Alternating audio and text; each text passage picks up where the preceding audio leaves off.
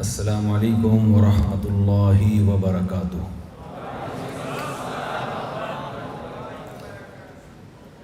اتنی خوش قسم کی علمی مجلس ہے، 15 سے 20 منٹ تو ایسی تقریر انسان خوش دلی کے ساتھ سن لیتا ہے، اس کے بعد پھر مجھے نظر آ رہا ہے آپ کے چہروں پہ بوریت کے آثار، تھکے تھکے چہرے، اور میرے لیے ایک بہت بڑی مشکل یہ ہے کہ جو کچھ سوچ کے آیا تھا کہ میں یہ بولوں گا وہ مجھ سے پہلے مقررین سب بول چکے ہیں، تو میں بچا ہی کچھ نہیں بولنے کے لیے۔ ہاں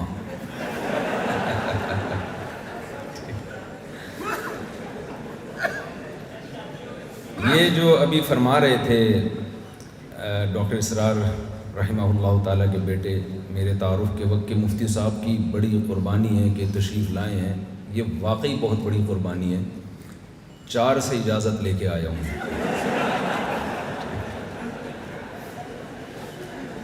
جب آپ کہیں جاتے ہیں، دیکھیں داماد کی مثال سسرال میں ایسے ہے جیسے اسرائیل میں فلسطینی۔ میں جب سفر کے لیے جاتا ہوں تو 4 جگہ سے مجھے پرمیشن لینی پڑتی ہے کہ جانا ہے جانا ہے جانا ہے جانا ہے، چاروں طرف سے۔ پھر میری انکوائری ہوتی ہے کہ اکیلا جا رہا ہے یا کسی کو لے کے جا رہا ہے۔ میں جب نکلا ہوں نا ایئرپورٹ جانے کے لیے تو میری ایک وائف کا میسج آیا تھا کہ مجھے اطلاع ملی ہے کہ دوسری ساتھ میں ہے۔ میں نے قسمیں اٹھائیں کہ یہ بالکل پروپیگنڈا ہے میرے خلاف، غلط خبر ہے۔ چلیں تھوڑی سی تو آپ کے چہروں پہ مسکراہٹ آئی، کچھ میں سمجھتا ہوں وہ بات تھوڑا غور سے سنیں گے آپ لوگ۔ 2015 میں میسج ٹی وی نے مجھ سے انٹرویو لیا تھا کہ آپ کی مشہور شخصیات جو آپ کی نظر میں جو آپ کے لیے فیمس پرسنالٹی ہیں، جن سے آپ بہت زیادہ متاثر ہیں، وہ کون کون ہیں؟ تو میں نے 4 افراد کے نام لیے تھے۔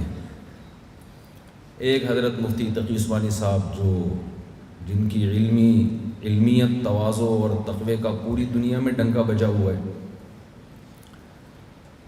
واعظ و نصیحت کے اعتبار سے ایک بہترین واعظ، جنہوں نے لوگوں کی زندگیاں پلٹیں اپنے واعظ و نصیحت سے، ان میں حضرت مولانا طارق جمیل صاحب کا نام آتا ہے۔ غیر مسلموں میں جتنے مضبوط طریقے سے کام کیا اور دھڑا دھڑ غیر مسلموں کو اسلام میں داخل کیا، ان کی کتابوں کے ریفرنسز اس طرح سے یاد کرنا، قرآن کی آیتوں کے حوالے یاد کرنا، اس میں اللہ تعالیٰ نے ڈاکٹر ذاکر نائک کو بہت بڑی فضیلت دی ہے۔ چوتھی شخصیت قرآن کے حوالے سے، قرآن سے لوگوں کو آگاہ کرنا، قرآن کے وہ مضامین جن پہ بات چیت ہم نے چھوڑ دی تھی۔ ہمارے ہاں تو ہر شخص قرآن سے اپنے مطلب کی چیز نکال رہا ہوتا ہے، تو قرآن کے عمومی مضامین جس کو قرآن نے بہت زیادہ فوکس کیا ہے، ان مضامین کو ہائی لائٹ کرنا، اجاگر کرنا، پبلک کے سامنے لانا، اور اس انداز سے لانا جو پبلک چاہتی ہے۔ اس میں میرا خیال ہے، یہ میری ایک اجتہادی رائے ہے، کوئی اختلاف کر سکتا ہے اس سے، میرا خیال ہے کہ اللہ نے اس میں ڈاکٹر اسرار رحمہ اللہ تعالیٰ کا کوئی ثانی بر صغیر میں پیدا نہیں کیا۔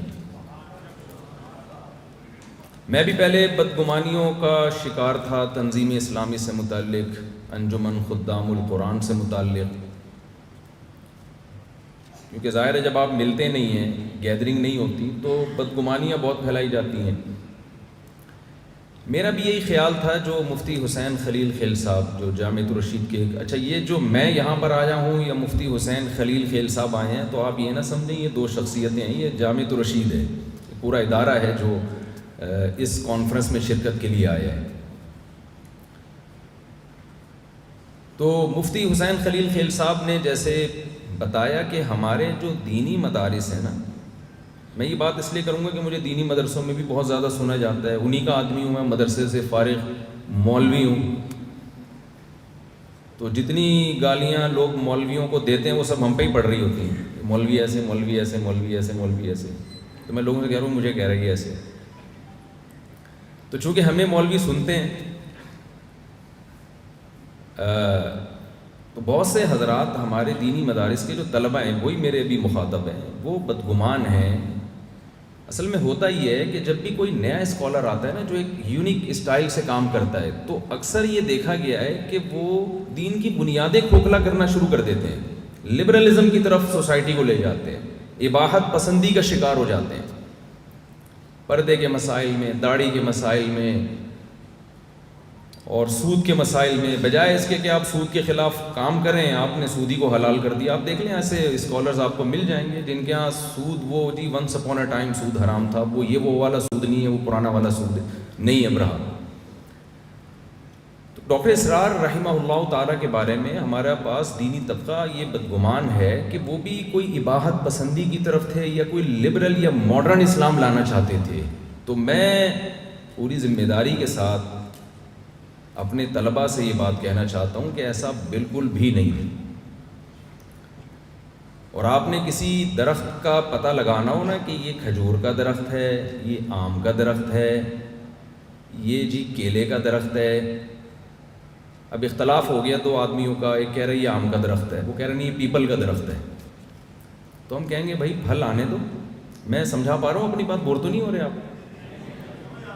وہ آپ کیا کہیں گے بھائی ذرا پھل آنے دو، اگر آم نکلا تو یہ آم کا درخت ہے، اس میں اگر وہ پیپل کے پھل پیدا ہوئے تو کس کا درخت ہے؟ یہ پیپل کا درخت ہے۔ اگر اس میں پپیتا نکلنا شروع ہو جائے تو کس کا درخت ہے؟ تو پپیتے کا درخت ہے۔ ڈاکٹر اسرار رحمہ اللہ تعالیٰ نے جو ٹیم تیار کی ہے، جو پھل تیار کیے ہیں، ان میں ہمیں وہ لبرلزم نظر نہیں آتا۔ شجاع الدین شیخ صاحب بیٹھے ہوئے ہیں ماشاءاللہ، اتنی بڑی داڑھی، صبح ایئرپورٹ میں میرے ساتھ تھے کراچی کے امیر، حضرت کا نام بھول گیا ہوں میں، عطاء الرحمان صاحب، مجھے صرف اپنے سسرالیوں کے نام پتہ ہیں، باقی اتنے زیادہ ہیں کہ اب مزید اسپیس بچی نہیں۔ میں لوگوں سے کہتا ہوں کہ میرے حوصلے کو داد دو، ہول سیل کے حساب سے سالے ہیں میرے، ہول سیل۔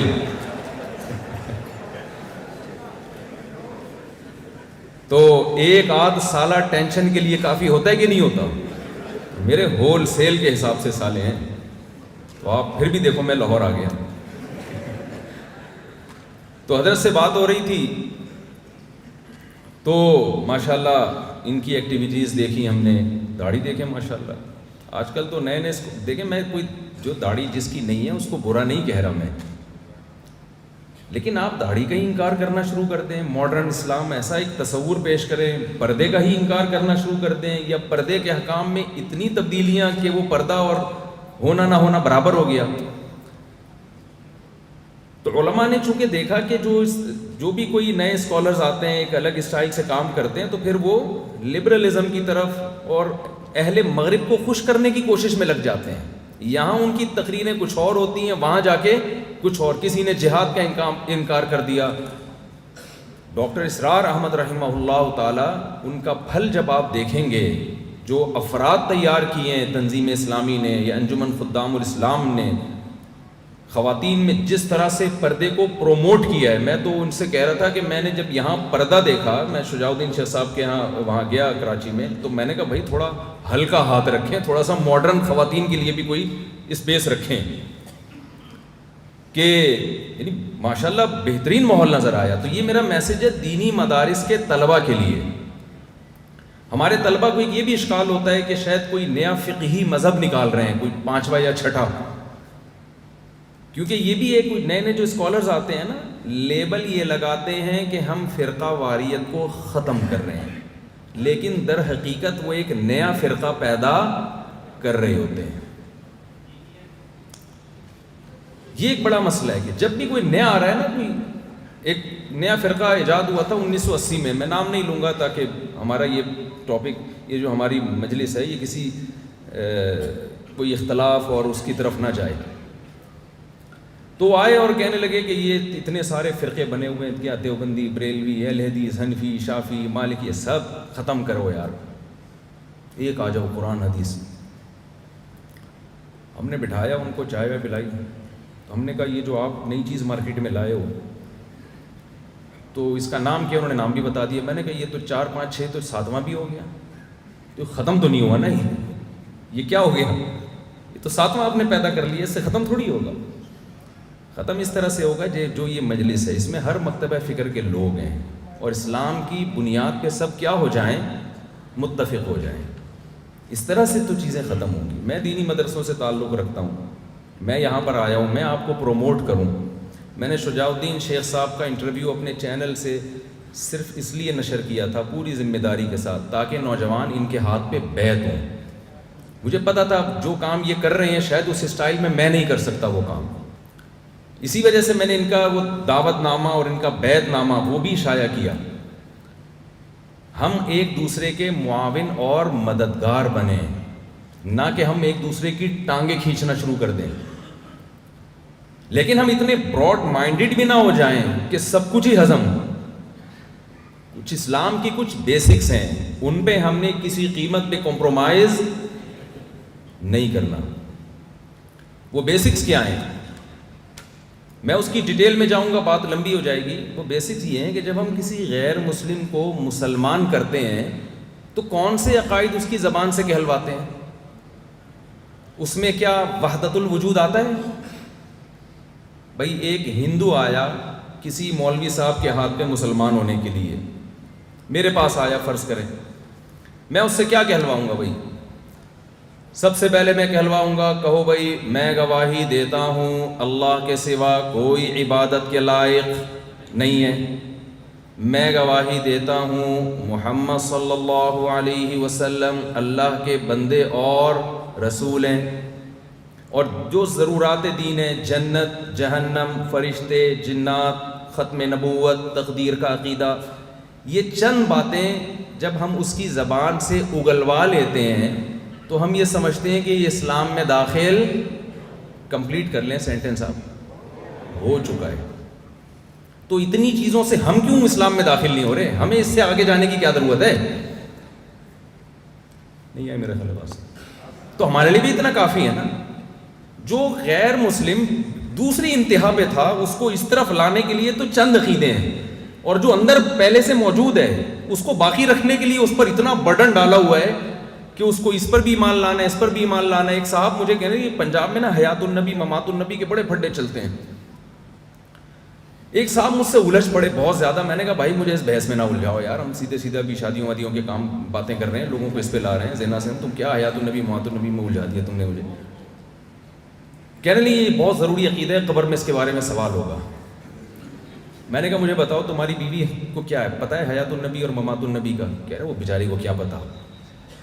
تو میں نے کہا وہ مسلمان ہے یا نہیں ہے؟ کہ ہاں ہے، تبھی تو میرا نکاح باقی ہے. تو میں نے کہا پھر مجھے بھی نہیں پتا، مجھے بھی مسلمان سمجھ لو بھائی، مجھے بھی نہیں پتا. کچھ پھڈے جو ہے نا وہ مذہبی اسکالرس کے لیے رکھیں لڑنے کے لیے، ان کو لڑنے دیں، آپ نہ لڑیں. قبر میں مردے سنتے ہیں نہیں سنتے ہی بڑا پھڈا چلتا ہے. کل ایک صاحب آئے اور وہی بات کی کہ قبر میں مردے سنتے ہیں. میں نے کہا یار یہ مذہبی اسکالرز یا علماء کے لیے رکھو یہ مسئلہ. میں نے کہا اگر سنتے بھی ہیں تو آپ نے کیا رپورٹ پیش کرنی ہے ابا کی قبر پہ جا کے کہ یہ ہو رہا ہے یہ نہیں ہو رہا؟ کیا کرنا ہے آپ نے سننے نہ سننے سے؟ بھائی اگر سنتے ہیں فرض کر لو تو کیا کرنا کیا ہے آپ نے؟ وہاں جا کے آپ رپورٹ پیش کریں گے ابا بہو یہ کر رہی ہے آپ کی، اور اماں نے دوسری شادی کر لی مفتی صاحب کا بیان سن کے. اتنی اہم خبریں آپ ابا کو نہیں دیتے. کتنی اہم رپورٹ ہے نا. قیامت کے دن ابا پوچھیں گے ابے اتنے بڑے بڑے واقعات ہو گئے تو نے مجھے آگے بتایا نہیں. بھائی پریکٹیکل لائف میں اس کا کوئی تعلق نہیں ہے. بلکہ اگر مردے نے سن کے رپلائی کر دیا نا تو وہی ہوگا جو عبد الغفور کے ساتھ ہوا تھا. سنا دوں وہ چٹکلا تھوڑا سا. میں کراچی ایئرپورٹ پہ تھا تو وہاں آفیسر مجھ سے ملنے کے لیے آئے، جو سیکیورٹی کے سب سے بڑے آفیسر تھے نا. ایسے لگ رہا تھا جیسے میرے انتظار میں ہے کہ مفتی صاحب کبھی ایئرپورٹ آئیں تو پکڑوں میں. اور آئے اور مجھے کہا کہ بھائی فلائٹ تو لیٹ ہے، آپ بڑا پروٹوکول دیا. کہتے ہیں بھائی میں نے ایک لطیفہ سنا ہے مفتی صاحب، میری ڈپریشن اور میری اسٹریس دور ہو گئی. میرے لیے کڑک سی دودھ پتی منگوائی اور پھر وہ لطیفہ لگا دیا. وہ لطیفہ یہ تھا، بھائی معذرت میں تھوڑا سا موضوع سے ہٹ رہا ہوں، تھوڑا سا فریش ہو جائے نا یہ. تو وہ لطیفہ یہ لگایا کہ قاری صاحب نے چھٹی نہیں کرتے تھے. عبد الغفور نام تھا قاری صاحب کا. قبرستان سے جب گزرتے ان کا یہ عقیدہ تھا کہ مردے سنتے ہیں. تو بچے نے سوچا کہ سننے کا تو ہے، رپلائی کا ان کا عقیدہ نہیں ہے، اب ایسا کام کرو کہ ان کو یہ یقین آئے کہ سنتے بھی ہیں اور جواب بھی دیتے ہیں۔ تو قبرستان سے گزر رہے تھے اور کہا کہ السلام علیکم یا اہل القبور، بچہ قبر کے پیچھے چھپا ہوا، اس نے کہا وعلیکم السلام بھائی عبد الغفور، قاری صاحب بے ہوش ہو کے گر گئے۔ تو آپ نے اپنی صلاحیتوں کو ان کاموں میں لگانا ہے جو ہماری بیسکس ہیں، جو ہمارے بنیادی عقیدے ہیں، ان میں ہم اختلاف برداشت بولیے نہیں کریں گے۔ ایسا نہ ہو اتنے براڈ مائنڈڈ بن جائیں کہ جی آپ قادیانیوں کو بھی گلے لگا رہے ہیں، آپ اسلام کے بیسک عقائد پہ ہی کمپرومائز کر رہے ہیں، یہ نہیں ہوگا۔ لیکن وہ مخصوص ہیں، اتنا پیچیدہ نہیں بنایا اللہ نے اسلام کو۔ تو یہ جو کانفرنس ہے یہ بہت ہی خوش آئین ہے، بہت سارے مکاتب فکر کے لوگ ہیں یہاں پہ، دینی مدارس کے علماء بھی ہیں، ہر مسلک کے لوگ ہیں، اور یہ ظاہر کر رہے ہیں بھائی ہم قرآن کے نام پہ ہم سب کیا ہیں، ایک ہے، الحمد سے لے کے والناس تک قرآن ہی تو ہے جس میں اختلاف نہیں ہے، تو اسی پہ جمع ہو جاؤ۔ تو ڈاکٹر اسرار رحمہ اللہ تعالیٰ کو جو اللہ نے فضیلت دی چند چیزوں میں، جو قرآن کے دروس ان کے اتنے زیادہ مقبول ہوئے، نمبر 1، انہوں نے قرآن کی دعوت کو عام کرنے کے لیے اس دور میں جدید ترین ذرائع کا بھرپور استعمال کیا۔ اس سے ان کے مینٹل لیول کا پتہ چلتا ہے۔ بعض دفعہ محنت بہت ہوتی ہے، آؤٹ پٹ اس کا 0۔ اس میں ہمارے لیے یہ میسج ہے کہ ہم بھی قرآن کی دعوت کو عام کرنے کے لیے جدید ذرائع کا زیادہ نہیں بلکہ بھرپور استعمال کریں۔ بھائی محمد احمد صاحب جو مجھے ایئرپورٹ پہ لینے کے لیے گئے، میں نے ان سے کہا کہ آپ ڈاکٹر اسرار صاحب کے جو سوشل میڈیا پہ یوٹیوب کے چینل ہے یا فیس بک، اس پہ بہت زیادہ محنت کی ضرورت ہے۔ بہت سارے ایسے طریقے ہیں سبسکرائبر کو بڑھانے کے لیے، ویڈیو کو زیادہ سے زیادہ وائرل کرنے کے بہت سارے طریقے ہیں۔ شارٹ کلپ بنائیں، پوری ٹیم اس کے لیے ہونی چاہیے جس کا صبح و شام کام ہی یہی ہو۔ آپ اس دور میں تبلیغ کے لیے اگر گدھے پہ بیٹھ کے جائیں اور دلیل یہ دیں کہ ہمارے نبی صلی اللہ علیہ وسلم اونٹ پہ یا گدھے یا گھوڑے پہ بیٹھ کے تبلیغ کے لیے تشریف لے گئے تھے، تو کیا یہ دلیل صحیح بنے گی؟ ظاہر ہے اس دور کا ایک جدید ذریعہ گھوڑا تھا، اونٹ تھا۔ آج کا جدید ذریعہ الیکٹرانک میڈیا ہے۔ آپ اپنی بات امریکہ پہنچانا چاہتے ہیں، آپ ایک کلپ بنا کے ڈال دیں، فوراً پہنچ جائے گی۔ اور اگر آپ گدھے پہ بیٹھ کے جا رہے ہو، محنت بہت زیادہ ہوگی، آؤٹ پٹ اس کا 0 ہوگا۔ تو ڈاکٹر اسرار رحمہ اللہ تعالیٰ کا سب سے پہلا کارنامہ یہ تھا کہ جس وقت لوگ ان جدید ذرائع سے دور بھاگتے تھے، انہوں نے اس وقت ان جدید ذرائع کا بھرپور استعمال کیا، جس کی برکتیں آج ہمیں نظر آ رہی ہیں۔ دوسرا کام انہوں نے بڑا خاندانی کیا، میرے یہ لفظ ہے تھوڑا خاندانی لفظ میں استعمال کرتا ہوں، یہ کیوں کرتا ہوں یہ پھر کبھی اکیلے میں ملیں گے تو بتاؤں گا انشاءاللہ، ساری باتیں تو اپنی بتائی جا سکتی نا۔ دوسرا کام جو ان کا بڑا ہی زبردست تھا وہ کیا تھا، جو ایک تو ڈاکٹر تھے، انگلش بہت اچھی تھی، انہوں نے دیکھیں قرآن مجید میں اللہ تعالیٰ کے ارشاد ہے وَمَا أَرْسَلْنَا مِن رَسُولٍ إِلَّا بِلِسَانِ قَوْمِهِ لِيُبَيِّنَ لَهُمْ، ہم نے جس پیغمبر کو بھی بھیجا ان کی زبان دے کے بھیجا ہے۔ ڈاکٹر اسرار رحمہ اللہ تعالیٰ کی زبان وہی تھی جو ایجوکیٹڈ اور پڑھے لکھے طبقے کی زبان تھی۔ اس سے بہت فائدہ ہوا ہے۔ ہمارے ہاں جامعۃ الرشید میں درس قرآن کی تربیت دیا کرتا تھا، تو ایک طالب علم سے میں نے کہا کہ آپ درس قرآن دیں، میں نوٹ کرتا تھا کیا کیا خامی ہیں، تو وہ درس دیتے ہوئے کہنے لگے کہ اس آیت سے پتہ چلتا ہے کہ ہمارے اقوال و افعال میں تضاد نہیں ہونا چاہیے۔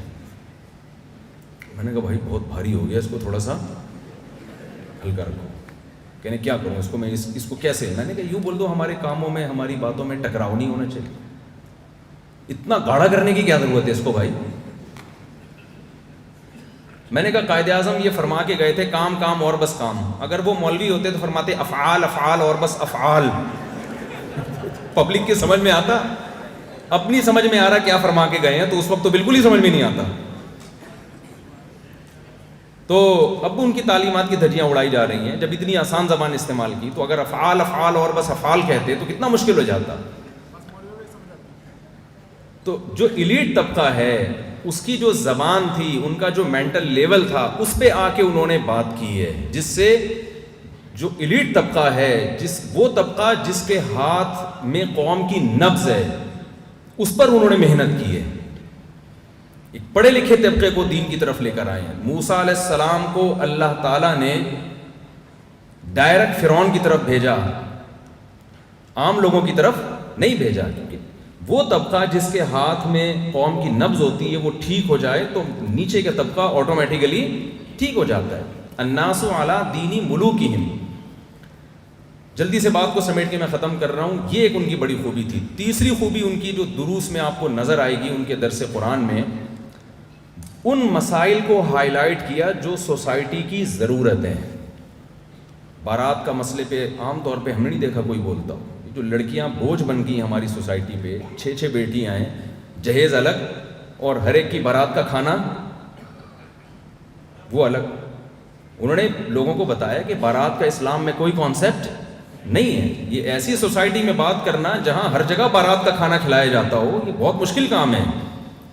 اس کو ایکسیپٹ کرنا ذہنی طور پہ بہت مشکل ہے. جہیز کے خلاف جس بھرپور انداز سے نہ صرف آواز اٹھائی بلکہ عمل کر کے دکھایا, یہ بہت پازیٹیو وے میں ایک بہت اچھا کام کیا انہوں نے. سود کے خلاف اتنی مؤثر آواز اٹھائی. آج آپ کو جب بھی کہیں بات چلتی ہے, سپریم کورٹ میں سود کا مسئلہ آیا, تو آپ کو تنظیم اسلامی کے کارکن بہت متحرک نظر آتے ہیں. اس میں جناب شجاع الدین شیخ صاحب کو بھی اللہ جزائے خیر دے, ان کا بھی بہت بڑا دخل ہے. اور شجاع الدین شیخ صاحب کی ایک بہت بڑی خدمت ہے جو لوگوں کی نظروں سے اوجھل ہے. KPK میں جو قرآن مجید نصاب میں شامل ہوا اور نصاب میں جو بہت حد تک اچھی تبدیلی ہوئی, اس میں ماشاءاللہ شجاع الدین شیخ صاحب کا بہت زیادہ دخل ہے. تو یہ بھی ایک پھل ہے جو ڈاکٹر اسرار رحمہ اللہ تعالیٰ کا کہ درخت کے نکلے ہوئے پھل ہیں. میں چونکہ زیادہ میرا سلام تو ان سے ہی رہی ہے, تو ان کی کچھ خدمات سے میں متعارف ہوں. ان کی یہ خدمت تو بڑی خطرناک قسم کی تھی, لیکن میں بتا دیتا ہوں. بہت سارے لوگ میرا بیان نہیں سنتے تھے, ہمارے محلے کے تھے, سنتے نہیں تھے. میں نے کہا آپ کبھی جمعے میں نظر نہیں آئے. انہوں نے کہا شجاع الدین شیخ صاحب کا بیان آپ سے اچھا ہوتا ہے, ہم وہاں سننے جاتے ہیں. سمجھ رہے تو وہاں سننے جاتے ہیں. تو اب کرنا کیا ہے دیکھیں, یہ اور بھی کچھ اس جو ڈاکٹر اسرار رحمہ اللہ تعالیٰ کے درس کی کچھ خوبیاں ہیں. اور ایک چوتھی خوبی کہ انہوں نے صرف درس دینے پر اکتفا نہیں کیا. اگر وہ صرف درس قرآن دیتے, باقاعدہ انجمن خدام الاسلام کے نام سے تنظیم بنا کے پورا جال نہ بچھاتے دروس کا, تو ڈاکٹر اسرار رحمہ اللہ کے دنیا سے جاتے ہی وہ دروس کا سلسلہ ختم. تو یہ درخت نہ ہوتا جو وہ لگا کے جاتے. انہوں نے پورا ایک نیٹ ورک بچھایا, اور اتنا مؤثر نیٹ ورک. تراویح کی 20 رکعتوں میں ہر 4 رکعت کے بعد پورا خلاصہ. ہمارے ہاں تو تراویح کی 20 رکعتیں گزارنا لوگوں کے لیے مشکل ہوتا ہے. امام 4 رکعت کے بعد تھوڑا سانس لمبا لے لینا تو لوگوں کو ہوتا ہے پیچھے سے چلو بھائی شاباش کھڑے ہوں. گھڑی کو دیکھ رہے ہوتے ہیں کہ ہم نے بس نکلنا. اتنے لوگوں کے رمضان میں مقابلے ہوتے ہیں, تمہارے یہاں تراویح کتنے بجے ختم ہوتی ہے؟ 9:30. اب ہمارے تو 9:25 پہ ہوتی ہے. یہ چلتا ہے کہ نہیں چلتا؟ ابے اس مسجد میں تو 9:15 پہ بھائی سب فارغ. یہ مقابلے ہوتے ہیں تراویح میں. 5-5 منٹ پہ لوگ خوش ہو رہے ہوتے ہیں کہ ہمارے یہاں 25 پہ ہو رہی ہے, 9:25 پہ ختم.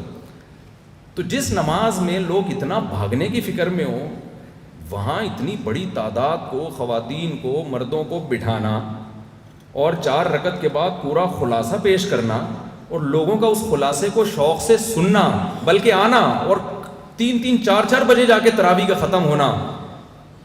یہ سننے والوں کی خوبی ہوگی یقیناً, لیکن جن لوگوں نے ان میں یہ جذبہ بھرا کہ اتنا دیر قرآن سنے وہ بیٹھ کے, میں سمجھتا ہوں وہ لوگ یقیناً قابل تعریف ہیں کہ اتنا لوگوں میں جذبہ پیدا کر دیا کہ قرآن سننے کے لیے اتنا ٹائم نکال کے آ رہے ہیں.